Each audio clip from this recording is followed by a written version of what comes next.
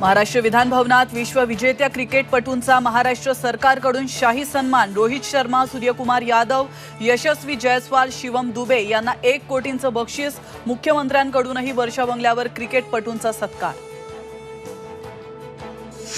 विधान परिषदेची निवडणूक चुरशीची होणार। 11 जागांसाठी 12 उमेदवार मैदानात। घोडेबाजार होण्याची शक्यता। बातम्या आल्या म्हणजे अर्थसंकल्प फुटला नाही। शेतकरी आणि महिलांना बळ देणारा अर्थसंकल्प। विरोधकांच्या चांगल्या सूचनांचं स्वागत करणार।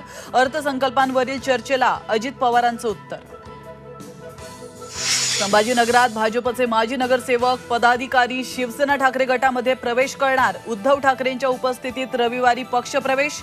भाजपचे मंत्री अतुल सावे, शिंदे गट आमदार संजय शिरसाटांना धक्का।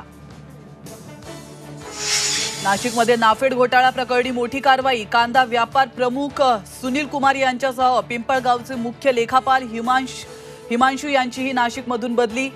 कांदा खरेदीत सरकारची कोट्यवधींची फसवणूक। महात्मा फुले जन आरोग्य यंत्रणेचं कामकाज ठप्प। सॉफ्टवेअर अपडेटसाठी 3 दिवसांपासून यंत्रणा बंद। डिस्चार्जसाठी परवानगी नसल्यानं रुग्णांचा खोळंबा। विधानसभा निवडणुकीबाबत जरांगे पाटलांचं मोठं विधान। 288 जागांवर पाडायचे की निवडून आणायचे, मराठा समाजाच्या बैठकीत निर्णय घेणार। झी 24 तासच्या एक्सक्लुझिव्ह मुलाखतीत जरांगे यांची माहिती।